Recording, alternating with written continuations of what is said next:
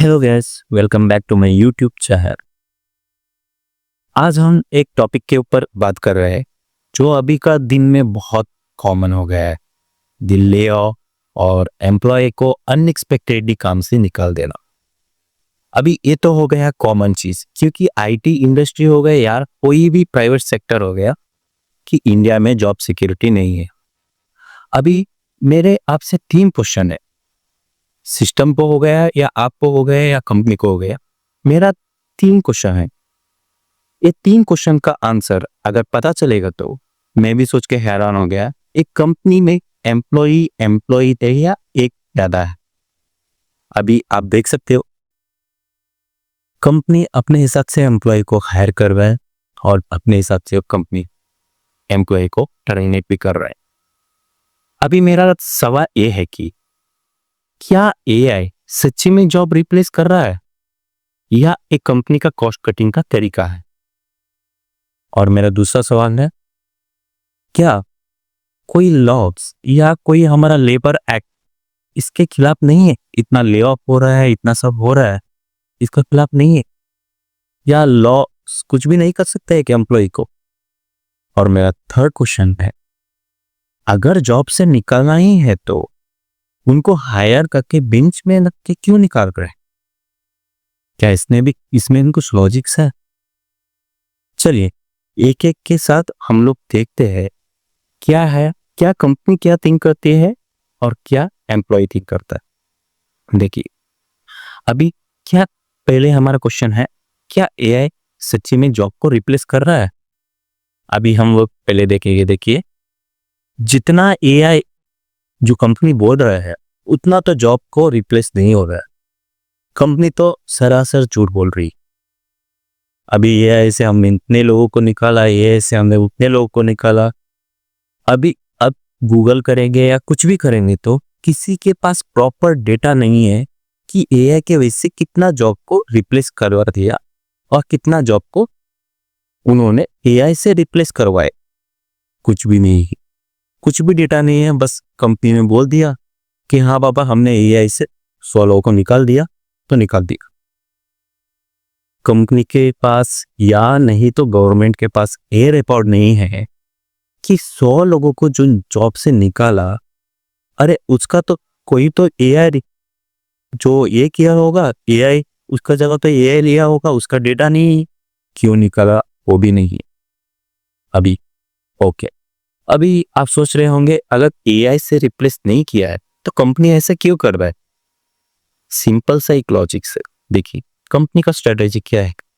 वो क्या करता है, जो हाई पेड सैलरी वाला जो भी है, जो भी हाई पेड सैलरी वाला जो भी एम्प्लॉय है, उसको वो निकालना चाहता है। देखिए अभी एक्सेंचर में रिसेंटली उसका सीईओ जूली स्वीट, जो नाम से तो स्वीट है पर जो उन्होंने बोला है वो स्वीट नहीं। उन्होंने क्या बोला है, देखिए अभी जो अपना पुराना एम्प्लॉय है, अभी वो नया, मतलब उनको एआई का कुछ भी नॉलेज नहीं है। इनका मतलब ये है कि जो इनके साथ इतना साल से जो काम कर रहा है वो एम्प्लॉय के पास एआई का नॉलेज नहीं है। अभी जो फ्रेशर्स जो आ रहे हैं उनके पास नॉलेज का भंडार है। मतलब इनका बात तो वही हो गया ना, मतलब हमारा स्टाफ के पास जो एआई का नॉलेज नहीं है, जो नया नया फ्रेशर्स आ रहे हैं उनके पास बहुत एआई का नॉलेज है। मतलब अभी हम लोग ये भी बात कर सकते हो, उसके साथ उन्होंने ये भी कहा जो उनका जो एग्जिस्टिंग जो एम्प्लॉय है उनको ट्रेन भी नहीं करेंगी। मतलब आप इतना दिन से हमारे कंपनी में लॉयल से वर्क कर रहे हो तो आपको ट्रेन करेंगे, ऐसा भी नहीं है। वो डायरेक्टली इनडायरेक्टली बोल रही है कि हमको आप नहीं चाहिए, आपको हम अफोर्ड नहीं कर सकते। मतलब आप सोच रहे हो कितना लेवल का, मतलब एक कंपनी को सस्ता वाला एम्प्लॉय चाहिए, इसीलिए प्रोडक्ट जो बेस वाला कंपनीज थे वो इंडिया में यहाँ पे अभी जो क्या हो रहा है, उनको और चीप इंजीनियर्स चाहिए। मतलब फ्रेशर्स में कम में आ जाता है, जो भी एक्सपीरियंस होता है, जो बंदा कंपनी के लिए इतना काम किया उसके लिए कुछ भी नहीं है इनके हिसाब से। उसको ना तो ये प्रॉपर ट्रेनिंग देना है, नहीं तो ऐसा नहीं है, बस वो डायरेक्टली एक अनयूजुअल सा रीजन दे दिए कि एआई की वजह से हमने प्लेस कर दिया। ये भी है। तो इससे क्या हो जाता है, अगर इन्होंने हाई पेड वाला सैलरी को निकाल दिया तो प्रेशर जो है कम में, अभी क्या हो रहा है इंडिया में, पूरा क्या हो रहा है, भागने का दौर चल रहा है। अभी क्या हो रहा है, एम्प्लॉयमेंट का प्रॉब्लम इतना हो गया है कि जो प्रेशर वाला बंदा है, ये तो अभी 1 साल का एक्सपीरियंस में इतना पूछेगा, तो 15 साल का एक्सपीरियंस में जो भी चाहिए इतना अभी कंपनी पूछ रहा है। अभी जॉब सिक्योरिटी के लिए जो भी है जॉब चाहिए तो वो भी सबके लिए ना बोल देगा। अभी तो प्रेजेंट सिनारियो ऐसा ही है, जो भी एम्प्लॉय है वो सभी, तो उसका रेज्यूमे में देख सकते हो 1 साल में इतना एक्सपीरियंस वाला चीज डालेगा कि मतलब आप सोच भी नहीं सकते। कंपनी को भी वही चाहिए, कंपनी को लेबर चाहिए बस, कैसा भी हो उसका काम निपटाना है। अभी क्या हो जाता है, इसको निकाल सब, इन लोग क्या करते हैं, जो हाई पेड सैलरी है उनको निकाल देते हैं। तो क्या हो जाता है, तो प्रोडक्टिविटी तो ये लोग बढ़ा नहीं रहे, ये लोग बस मैन पावर के ऊपर प्रॉफिट कमाना चाहते हैं। इससे मैंने थोड़ा इसका क्या थोड़ा इन्वेस्टिगेशन किया तो मुझे ये पता चला, जो मेजरली ये बात पता चला कि ये लोग क्या कर रहा है, मतलब हाई पेड एम्प्लॉय को निकाल देना, लो पेड एम्प्लॉय को, मतलब लो जो भी प्रेशर है उनको थोड़ा बहुत सिखा के ये लोग क्या करेंगे कि उसमें ही काम चलवाएंगे, उसको प्रोजेक्ट में वो लोग आउटपुट ज्यादा दिखाएंगे, थोड़ा उसमें वैल्यू बढ़ाएंगे, और जो मेन है शेयर मार्केट, शेयर में उनका शेयर बढ़ा दिखाएंगे वो लोग। मतलब हमारा शेयर गिर, ऐसा देखिए, हाइब्रिड एम्प्लॉय एक तरफ है, उनको सैलरी भी देना और प्रोजेक्ट भी सही से नहीं हो रहा है, मतलब प्रोजेक्ट नहीं मिल रहा है, कुछ भी है, कंपनी का आउटकम नहीं निकाल सकता है, तो क्या हो जाता है, आपका जो कंपनी का एसेट है वो कम हो जाता है। उसकी वजह से क्या हो रही है, शेयर डाउन होता है। ये लोग प्रोडक्टिविटी बढ़ाने का या उसका सर्विस अच्छा करने का या कोई ऐसा चीज नहीं सोच रहे, ये लोग डायरेक्ट एम्प्लॉय को निकाल देंगे हाई पेड वहाँ, और वैसे उनको कम पेड वाला जो एम्प्लॉय है, जो प्रेशर है, उसको हम लोग थोड़ा कम दे के ज्यादा काम करवाएंगे। उससे क्या हो जाता है, तो कंपनी का जो वैल्यू है उनका हिसाब से बढ़ जाए, पर एक्चुअल में नहीं पड़ेगा, अब तो सेल तो बढ़ा हुआ दिखाएंगे, इसीलिए इतना न्यूयॉर्क का वगैरह ये सब।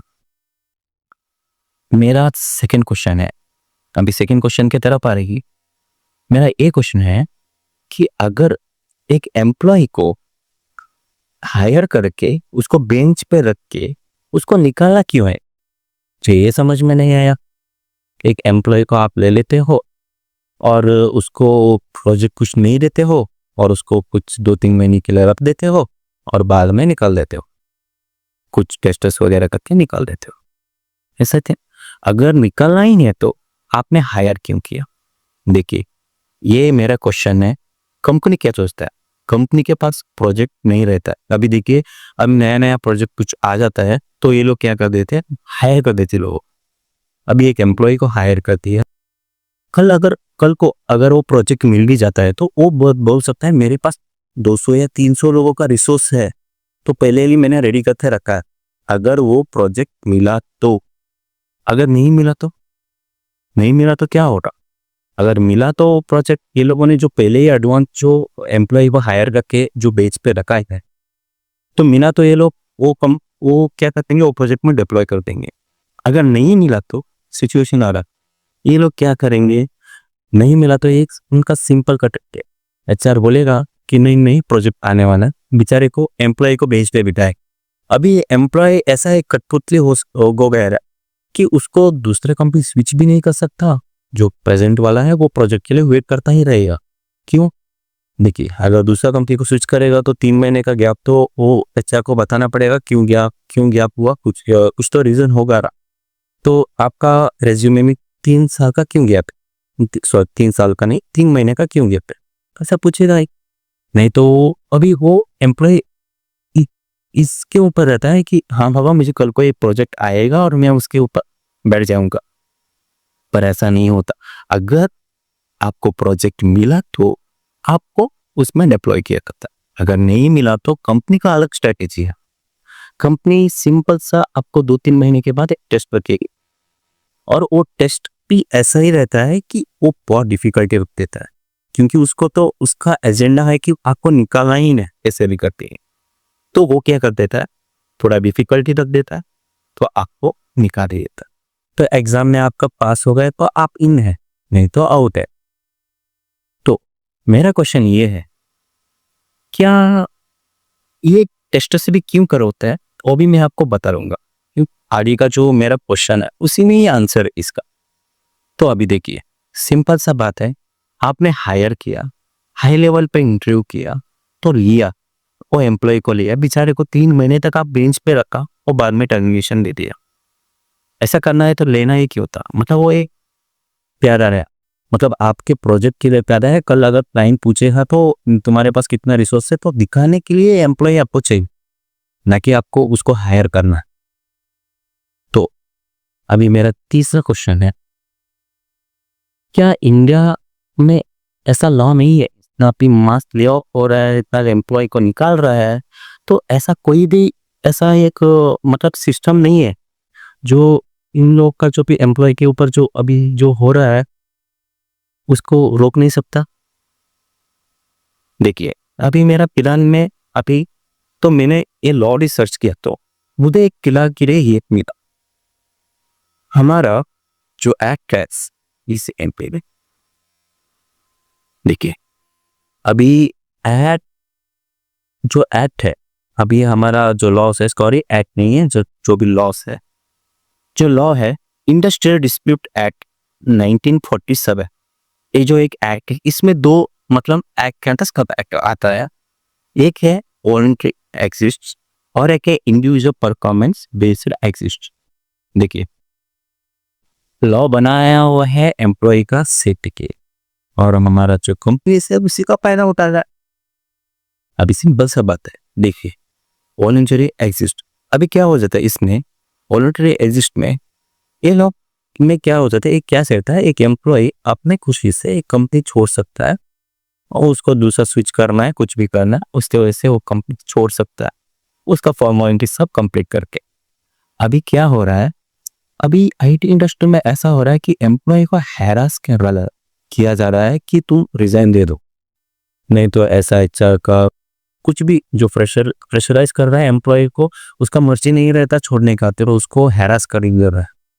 अभी ऐसा ही इंसिडेंट नोएडा में हुआ है, जो एक टीसीएस का एम्प्लॉय के साथ हुआ है, उसको इस कदर हैरास किया, क्योंकि अभी हम लोग तो जितना मतलब रोडिज्म तो नहीं बोल सकते इसको, पर एक आईटी सेक्टर का रोडिज्म है, जो भी है वो मैं आगे का वीडियो में आपको बता दूंगा। अगले जो भी मेरा वीडियो आएगा उसमें क्या हुआ, कैसे उसको हैरास किया, उसके बारे में मैं बताऊंगा। अभी किनार के लिए हम लोग आएंगे एक्ट के तरफ। अभी इसमें क्या हो रहा है, आपको मतलब पॉसिबली रिजाइन करने के लिए बोल रहे हैं, तो एम्प्लॉय तो अभी कोई थोड़ा सॉफ्ट नेचर्ड एम्प्लॉय रहेगा तो ज़्यादा रिस्पॉन्स चाहता है, वो वगैरह लॉ वगैरह से लड़ नहीं सकता, तो वो क्या करता था, रिजाइन मार के वो दूसरा तरफ जाता है। पर वर्बली ये लोग क्या बोलते हैं, कुछ भी आपको रिटर्न में नहीं देता, ये लोग वर्बली आपको इतना कंपनसेशन दे देंगे, इतना ये करेंगे वो करेंगे बोल देता है। अगर एक बार आपने डिजाइन मार दिए तो वो लोग सेफ है, और आप में बाद में आप जाके कुछ झगड़ो या कुछ भी करो, कुछ भी नहीं हो सकता, क्योंकि ये लोग भी कहेगा ये इसका मर्जी से जो वॉलंटरी एग्जिस्ट है उसके हिसाब से इसने रिजाइन मार दी। लॉ में मुझे एक पर्टिकुलर इसमें एक है इंडिविजुअल परफॉर्मेंस बेस्ड एग्जिस्ट, ये वाला मुझे अलग लगा, क्योंकि मैंने पहले बताया आपको एम्प्लॉय को बेंच में रख के उसको कुछ टेस्टस देके बाद में उसको क्या कर रहा है, निकाल रहा है। ये क्यों कर रहे हैं अभी मैं बता रहा हूँ, क्योंकि इंडिविजुअल परफॉर्मेंस बेस्ड एग्जिस्ट में ऐसा होता है, एक लॉ ऐसा है, अगर एक कंपनी में एम्प्लॉय का परफॉर्मेंस अच्छा नहीं है तो कंपनी उसको निकाल सकती है। परफॉर्मेंस नहीं उसका मतलब वो ऐसा हो गया है कि मतलब उस कुछ काम का नहीं है कंपनी के हिसाब से, तो उसको निकाल सकता है। अभी देखिए ये लोगों ने क्या किया, ये लोग सिंपल सा एक एग्जाम रखेंगे और IIFSA में पास हुआ तो आप हो गए, अगर नहीं हुआ तो ये लोग लगाएंगे और बोलेंगे सॉरी आप उतना कैपेबल नहीं है हमारे कंपनी के लिए, तो हम आपको निकाल रहे हैं। मतलब ये लोगों ने कैपेबल उस टाइम में नहीं देखा, इसको इंटरव्यू देके इसको बहुत कुछ मतलब 2-3 टेस्ट वगैरह करके उसको हायर किया, उस टाइम में नहीं देखा। अभी वो लोग कुछ रीजन देखे ऐसा हुआ लॉ से निपट के उसको निकाल रहे। देखिए दोस्तों, आज के लिए इतना ही था। ये मेरा थोड़ा वॉइस है अगेंस्ट ऐसा वाला जो सिस्टम है अपना, आपको क्या लगता है ये लॉ जो हम हमें बचाने के लिए जो बनाया हुआ है वो क्या सच्ची में एम्प्लॉय को बचाता है? ऐसा तो मुझे नहीं लगता। ये लॉ में कुछ कुछ तो चेंजेस आना चाहिए, क्योंकि आप देखिए अभी यदि एम्प्लॉय इतना हैरास हो रहा है, उसको इतना भी पता नहीं है उसका फैमिली जो भी है, कल को उसको एम्प्लॉय तो कंपनी को तो कुछ भी नहीं है, और प्रॉफिट लॉस तो होता ही रहता है, उसको कुछ फर्क नहीं पड़ेगी। एम्प्लॉय का जॉब जो है उसके लिए पूरा उसका फैमिली सिक्योरिटी, अगर हो गया तो उसके लिए कुछ भी नहीं है। एक कंपनी और कंपनी का जो लोगों के लिए जो भी बड़ा लोग है उनको ये कुछ भी नहीं है, बस वो लोग कठपुतली की तरह उसको नचाता है। देखिए दोस्तों, इतना ही बात करते हुए ये 3 क्वेश्चन को मैं बताते हुए मैं आलस से अलविदा लेता हूँ। चलिए दोस्तों, अगले वीडियो में मिलेंगे।